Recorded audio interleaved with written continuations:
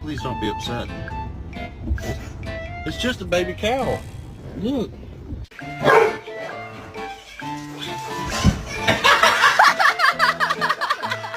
Are you serious? Come on, it's a kitten, move!